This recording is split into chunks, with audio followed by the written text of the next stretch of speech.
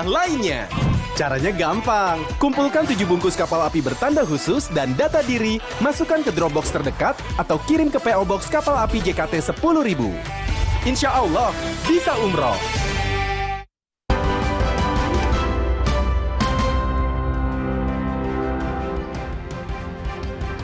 Saudara, DPR setujui proses naturalisasi pemain keturunan Ole Romeni. Kehadiran Ole diharapkan bisa membuat barisan lini depan timnas semakin tajam. Sebelum itu kami meminta persetujuan pada rapat paripurna hari ini, apakah permohonan pertimbangan pemberian kewarganegaraan Republik Indonesia atas nama saudara Tim Henry Victor Gibbons, saudara Dion Wilhelmus Edimark, dan saudara Ole Lennart Terhar Romenits dapat disetujui? Rapat paripurna DPR Selasa siang menyetujui proses naturalisasi 3 pemain keturunan, Ole Romeni, Tim Gibbons, dan Dion Mark. Naturalisasi 3 pemain timnas dibawa ke rapat paripurna DPR setelah ketiganya mendapat persetujuan untuk diberikan kewarganegaraan Indonesia di rapat kerja Komisi 10 dan Komisi 13 Senin kemarin.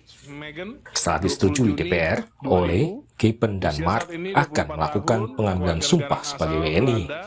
Rencananya pengambilan sumpah akan digelar di London, Inggris 8 Februari mendatang. Sumpah dari pemerintah sudah menyiapkan jadwal di 8 Februari. Jadi alhamdulillah ini prosesnya sesuai di DPR. Saya ucapkan terima kasih untuk seluruh pimpinan DPR sampai Komisi 13, 10, dan Bamus. Jadi ini nampaknya sesuai target bisa 8 Februari dan tadi Pak Marji selaku Ketua BTN juga sudah sampaikan di hadapan pimpinan Komisi 10 di mana untuk Ole bisa bermain di 20 Maret. Sumpahnya di mana? Sumpahnya direncanakan di London kalau tidak salah. Ya. PSSI menyatakan timnas membutuhkan sosok striker untuk menghadapi laga lanjutan kualifikasi Piala Dunia 2026 Maret mendatang. Kehadiran Ole diharapkan bisa memperkuat barisan depan timnas saat menghadapi Australia dan Bahrain. Kami membutuhkan kekuatan tambahan khusus untuk yang senior. Kita semua tahu bahwa kita kekurangan striker atau penyerang. Sehingga kehadiran Ole itu bisa memperkuat tim untuk melanjutkan round ketiga yang dalam waktu dekat tanggal 20 lawan Australia dan tanggal 25 itu lawan Bahrain di GBK. Pengamat sepak bola berharap Ole Romeni bisa diandalkan di lini depan timnas. Namun Ole harus segera membuktikan karena di klubnya Ole masih belum banyak mendapat jam main. Sekali. Tapi kemudian kan kalau kita bicara di Eredivisie pada saat dia memperkuat Youth Senior juga dia tidak sering dimainkan sebagai pemain inti, lebih sebagai pemain cadangan.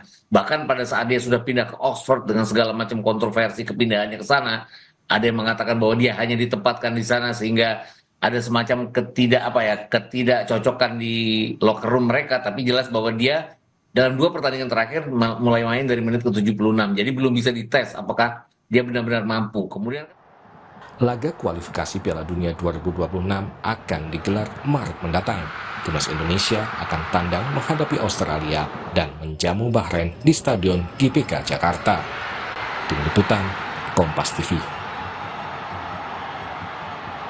Setelah selangkah lagi Ole Romeni akan berseragam timnas Garuda. PSSI bilang membutuhkan striker untuk timnas kita. Apakah kehadiran Ole bisa menjadi solusi untuk lini serang timnas? Kita analisis malam hari ini bersama pengamat sepak bola Wesley Hutagalung.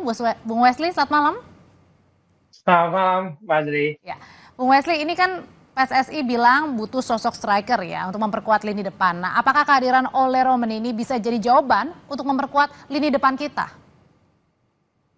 Kalau untuk posisi jawaban, ya. Tapi kalau untuk praktek di lapangan, kita benar-benar menunggu nih, Mbak Audrey. Karena saya tidak hanya ngomong sekarang. Sejak 2020, ketika kita ngomong mundur lah, 4 tahun terakhir lah, ketika Sintayong menangani timnas. Kan lini depan itu masih terus bermasalah dan menjadi missing link dari tim nasional. Kemudian naturalisasi sejumlah pemain, termasuk Rafael Struijk, termasuk Ranar Oramangun, masih belum nemu. Kalau di formasi sepak bola, posisi nomor 9 yang sering ada dalam kotak penalti itu belum nemu. Nah, karena kita butuh pemain naturalisasi, ada darah Indonesianya di Ole, kemudian kita lihat. Cuman hati-hati berekspektasi sih Mbak Audrey. Jadi jangan berpikir kita mendapatkan grade A dari sepak bola Eropa nih. Hati-hati. Itu saya sih melihat di situ. Jadi kalau apakah ini menjadi jawaban untuk orangnya iya, kualitasnya belum. Kita nunggu dulu. Karena tadi juga dari catatan Bung Gita sendiri, kalau di klub asalnya Ole ini dimainkan sebagai pemain cadangan, makanya itu mungkin yang belum lihat performanya betul-betul ya sebagai striker gitu maksudnya, Bung Wesley. Iya, saat ini kan di Oxford kita tahu Oxford dimiliki oleh orang Indonesia juga dan kesempatan itu sangat baik bagi dia meskipun di level kedua Liga Inggris. Sementara ketika sebelumnya di Utrecht dia bermain di Liga 1-nya Belanda meskipun hanya mencetak 3 gol dalam pertandingan dan kalau nggak salah cuma berapa kali 12 kali menjadi starter di dalam pertandingan itu, tapi dalam 2 musim mencetak 3 gol itu level 1 kompetisinya. Nah di Oxford dia main baru 2 kali sebagai pengganti, dua-duanya di menit ke 79, dan kalau kita bilang levelnya, ya apakah level kedua Liga Inggris dengan level Liga 1 Belanda akan sama? Kita menunggu menit bermain yang sebenarnya ditunggu juga oleh Patrick Kluivert sebagai pelatih. Menit bermain harus banyak di klub. Oke, Bung Wesley, sebelum saya tanya lebih lengkap lagi Bung Wesley, kita akan bergabung dulu ya Bung Wesley ke DPR. Ini ada rapat paripurna yang tadi sudah menyetujui bahwa naturalisasi oleh Romani dan juga 2 pemain keturunan lainnya sudah mendapatkan warga negara Indonesia, nanti akan 8 Februari ini untuk pengambilan sumpahnya begitu ya. Apakah pertanyaannya Ole ini bisa langsung bermain bersama timnas dalam laga kualifikasi dalam waktu dekat di bulan Maret? Kita akan bergabung dengan jurnalis Kompas TV Adani Putu Trisnanda langsung dari gedung DPR Senayan. Putu, jadi setelah disetujui oleh DPR, apa tahap selanjutnya nih yang harus dilakukan Ole agar bisa segera bermain bersama timnas setidaknya dalam waktu dekat bulan Maret?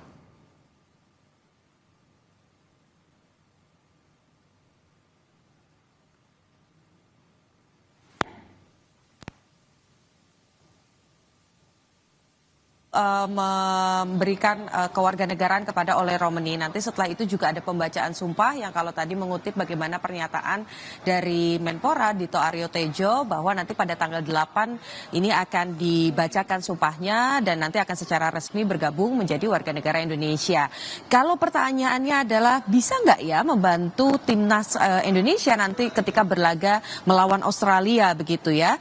Nah kalau pertanyaannya seperti itu Audrey, jawabannya kemungkinannya sangat besar karena kalau melihat peraturan dari FIFA sendiri ketika mau bertanding begitu setidaknya 30 hari sebelum pertandingan ini negara yang nantinya akan bertanding harus memberikan sekitar 35 daftar pemain yang nantinya akan diproyeksikan untuk bermain. Artinya kalau bermain di tanggal 20 nanti kita bersama Australia berarti 30 hari sebelumnya adalah di tanggal minimal sekali itu atau maksimal sekali itu di tanggal 20 Februari. Kalau proses naturalisasi dari Ole Romani ini sudah membaca sumpah, kewarganegaraan juga sudah diberikan, keputusan presiden ini juga sudah gamblang diberikan oleh Presiden Prabowo Subianto, diteken suratnya pada tanggal 8 Februari nanti, artinya di tanggal 20 Februari Ole bersama juga dengan PSSI dan juga ke-35 pemain lainnya ini sudah bisa didaftarkan ke FIFA untuk bertanding di ajang ataupun juga pertandingan pada saat melawan Australia. Nah, tapi ada satu nama yang sayangnya ini nampaknya belum bisa ikut membantu Indonesia di kualifikasi Piala Dunia sebelumnya yang sudah disebut-sebut begitu pada saat konferensi pers pertama kali Patrick Kluivert datang ke Indonesia melakukan konferensi pers. Ada juga nama lain yang disebut yang nantinya akan membantu Indonesia untuk meloloskan diri di kualifikasi Piala Dunia. Tapi karena memang ada berkas-berkas yang belum selesai dikumpulkan, kemudian juga ada beberapa hal yang belum selesai secara administratif sehingga belum bisa masuk prosesnya ke DPR, belum bisa juga disumpah dalam kurun waktu yang tadi jaraknya sekitar di tanggal 20 Februari. Jadi nampaknya Jairo Riedewald atau gelandang dari Royal Antwerp ini belum bisa membantu Indonesia. Tapi apapun yang terjadi, kita yakin Garuda Muda ataupun juga Garuda Indonesia bagaimanapun komposisinya, apakah banyak pemain muda ataupun juga kelompok senior yang nanti akan banyak dimainkan begitu, harapannya cuma satu, Garuda Muda atau Garuda Indonesia ini bisa terbang lebih tinggi dan setidaknya nama kita bisa masuk di daftar negara-negara yang akan bermain di Piala Dunia. Audrey. Terima kasih jurnalis Kompas TV Niputu Trisnanda, karena selain oleh Romani ada juga tim Gapens dan juga Dion Max yang nanti akan segera diambil sumpahnya sebagai warga negara Indonesia. Terima kasih Putu. Kita kembali lagi bersama Bung Wesley. Bung Wesley masih bersama Audrey, Bung? Ya, Audrey. Ya. Bung Wesley, sebenarnya kalau pemilihan dari naturalisasi nih, ada oleh Romani, terus kemudian ada tim Gapens dan juga Dion Max ini ya. Sebenarnya kalau pemilihan pemain naturalisasi ini merupakan hak seutuhnya dari Ketum PSSI atau juga sebenarnya bisa pelatih ini bisa memberikan nama-nama atau mungkin analisa gitu sebelum menentukan? Kalau berdasarkan cerita-cerita sebelumnya kan disebut bahwa para pemain ini adalah pilihan dari Sintayong sebagai pelatih kepala Indonesia. Tapi dalam perjalanannya kita memang harus membuka mata, membuka telinga bahwa semua lini bergerak, tidak hanya pelatih, federasi juga menyodorkan karena mereka lah yang punya banyak link mungkin kan, karena pelatih berkonsentrasi kepada hal teknis dan kemudian dia membutuhkan penyerang, dia membutuhkan back, membutuhkan gelandang, tolong carikan saya.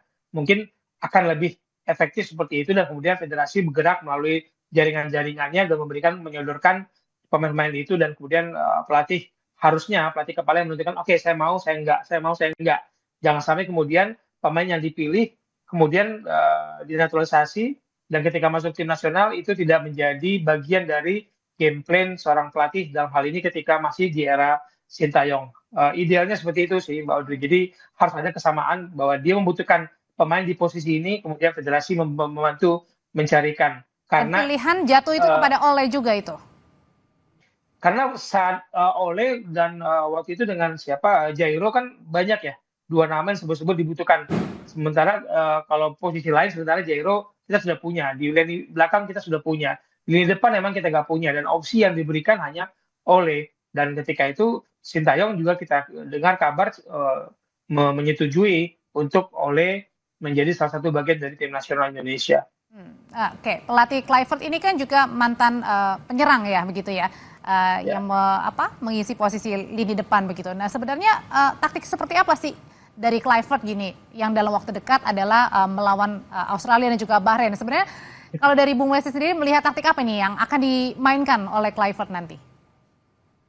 Setiap pelatih itu punya taktik strategi yang dia sukai, yang dia anggap andalkan. Tapi dia harus juga berkompromi dengan materi yang dia miliki. Saat ini materi yang dimiliki oleh Indonesia dalam hal ini dengan banyaknya pemain naturalisasi masih berkutat kepada lemahnya lini depan. Nah, kalau dia memainkan variasi strategi misalkan anggaplah 3 barisan di depan dengan penyerangan yang kita punya, Rafael Struijk, Rana Oramangun, dan Ole, mungkin menjadi solusi. Tapi apakah dengan memainkan 3 di depan, apakah mengorbankan di tengah atau di belakang? Apakah makin 3-4-3 atau 4-3-3? Ini kembali kepada siapa nanti pemain timnas yang dipilih oleh Patrick Kluivert dan timnya. Kalau maunya kita kan maunya menang nih. Tapi ingat, waktu lawan Australia kita mencoba menyerang pun nggak bisa. Di GBK kita hanya melepaskan 5 tembakan, sementara lawan itu melepaskan 19 tembakan sebagai tim tamu ya.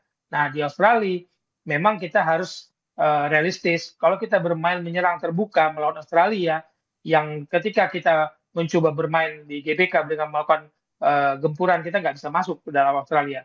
Efektifnya akan lebih bagus kalau memang bermain untuk mengharapkan 1 poin, meskipun kita tidak menutup keinginan mendapatkan 3 poin. Tapi lawan Bahrain gak ada cerita, Bahrain pasti harus agresif dan 3 poin. Nah, kesempatan melawan Australia itu adalah kesempatan bagi Ole untuk membuktikan bahwa dia bisa tune in, dia bisa membangun chemistry yang cepat dengan timnya. Nah, bicara tentang bangun chemistry, ini kan waktunya pendek banget ya Bung Wesley ya, dari pengucapan pengambilan sumpah 8 Februari, tapi kemudian nanti di bulan Maret, di pertengahannya langsung main nih.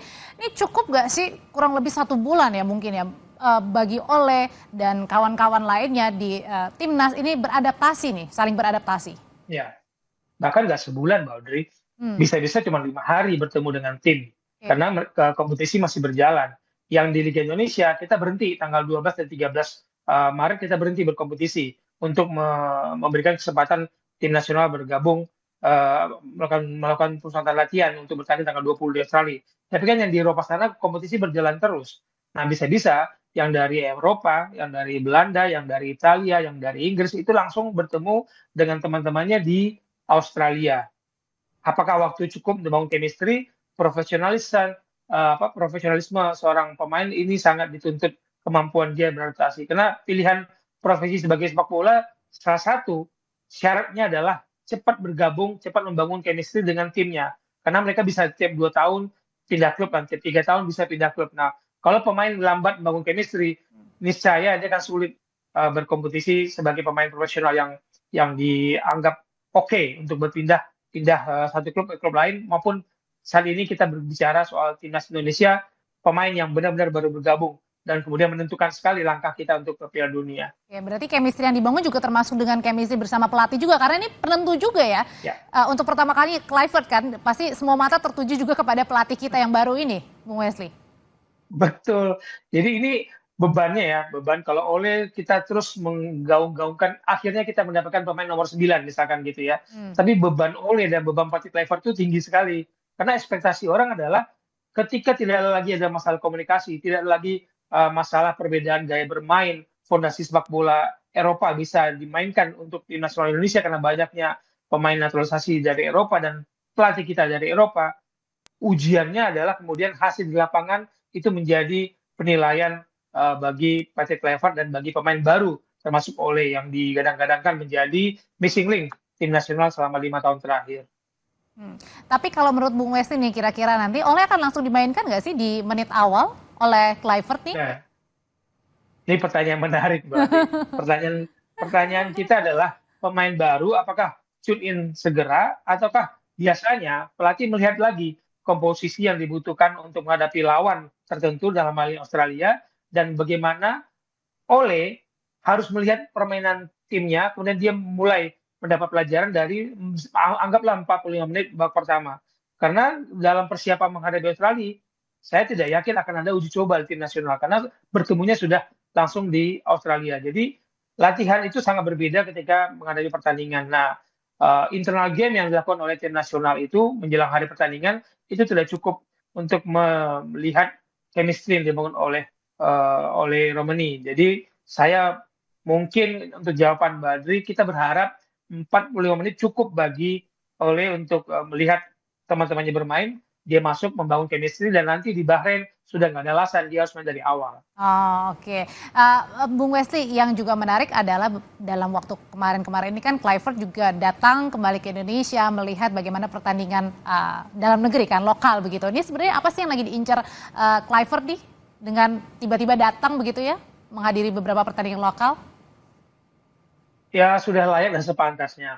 Pemain terbaik di liga kita itu mendapatkan kesempatan. Saya katakan mendapat kesempatan untuk dilihat oleh pelatih tim nasional kita maupun stafnya atau coaching stafnya, talent scoutnya untuk diberi kesempatan dan dipanggil beradaptasi. Nanti pas pemilihan pemain yang dibawa ke Australia, disitulah kelihatan siapa yang layak dibawa ke Australia, siapa yang enggak. Jadi mungkin akan dikumpulkan lebih dari 25 pemain, mungkin 30-an awal-awal, kemudian diseleksi dalam 2-3 hari apakah pemain ini cocok dengan skema permainan yang diinginkan oleh pelatih. Jadi siapapun pemain yang terbaik berkompetisi di Indonesia sudah layak mendapatkan kesempatan, dan nanti pelatih akan melihat apakah pemain dengan tipe ini cocok dengan game plan, cocok dengan strategi yang dia siapkan, yang dia ingin terapkan. Jadi tidak murni Baudry pemain yang bersinar di liga itu cocok dengan game plan pelatih, belum tentu. Ini yang kita harapkan. Kenapa PT Kluivert sering-sering lah harusnya datang melihat pertandingan di Liga Indonesia langsung ke stadion, karena berbeda yang dilihat di TV dengan yang di mata langsung itu berbeda. Semoga PT Kluivert dan timnya sering berrotasi atau berputar-putar lah melihat pertandingan Liga Indonesia dan memberi kesempatan kepada anak-anak yang berkompetisi di Liga 1 atau mau Liga 2 untuk membela tim nasional. Tapi balik lagi nih dengan kehadiran Ole, Bung Wesley, sebenarnya ini cukup nggak untuk menjawab solusi bahwa lini depan kita ini sudah mumpuni begitu? Ya, kalau kita bicara untuk level Asia Tenggara, saya bilang mumpuni. Tapi ketika kita bicara level Asia, di hadapan kita masih ada Australia, Bahrain, Cina, dan Jepang. Memang berharap kepada Ragnar yang baru mencetak 2 gol untuk tim nasional senior, Rafael Struijk yang baru cetak 1 gol untuk timnas senior kita. Ya, pilihannya memang harus ada tandem pemain yang benar-benar rajin bergerak dalam kotak penalti. Ini yang dimiliki oleh Ole. Berbeda dengan gaya bermain Rafael Struijk dan Ragnar yang memang sering masuk dari sisi kiri dan kanan.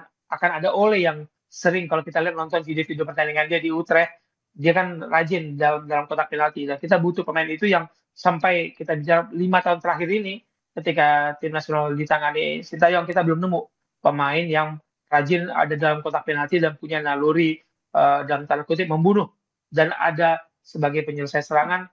Meskipun saya tidak mengatakan Ole itu grade A, tapi kita butuh saat ini. Oke, nah tapi setelah ada Ole datang nih, apalagi sih kira-kira yang dibutuhkan timnas kita, Bung Wesley, untuk menghadapi Australia? Ya, sebenarnya kalau saya sebagai orang yang berkecimpung di sepak bola harus ada kesempatan uji coba memainkan strategi yang tepat, karena dia memainkan mau formasi 4-3-3, 3-4-3, mau 3-5-2, terserah mau manapun.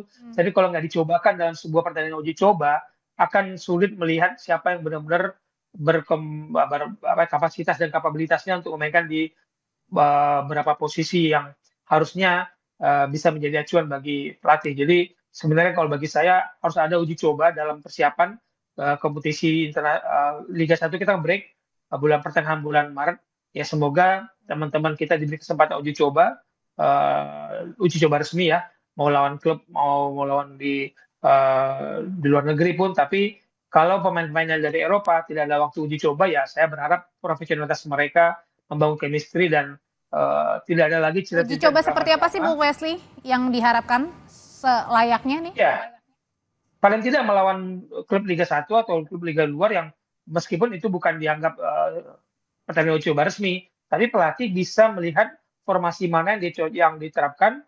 Pasti akan bisa jadi dalam 2-3 formasi berbeda dalam satu pertandingan, dan orang yang pemain mana yang diturunkan itu akan terlihat dalam pertandingan uji coba. Kalau internal game saja sulit karena ya mereka yang bermain. Tapi ketika menghadapi pertandingan sebuah uji coba, anggaplah melawan klub Liga 1, dia bisa memainkan rotasi pemain dengan perubahan tactical game yang dia inginkan, dibutuhkan, karena lawan juga serius bermain, karena lawan juga mencari kemenangan. Tapi masih ada cukup waktu itu untuk melakukan uji coba? Ya, ketika kompetisi kita break pertengahan Maret, harusnya jadwal ini sudah disusun oleh tim badan tim nasional, entah uji coba lawan negara atau lawan klub Liga 1, karena kompetisi toh berhenti juga di Indonesia. Jadi memilih lawan saya pikir masih ada waktu untuk menyusun rencana itu. Oke, berarti pada saat melawan Australia ini benar-benar menjadi ujian juga ya bagi pelatih baru kita, Kluivert, dan juga Ole Romani yang nanti akan diambil sumpahnya 8 Februari. Terima kasih Bung Wesley Hutagalung, pengamat sepak bola, sudah berbagi pandangan di Sapa Indonesia Malam. Setelah ini kami hadirkan informasi dari Menteri SDM Bahlil Lahadalia yang menyebut Presiden menelponnya sejak Senin malam termasuk Selasa pagi agar subsidi LPG tepat sasaran. Subpangkalan LPG 3 kg nantinya akan dibekali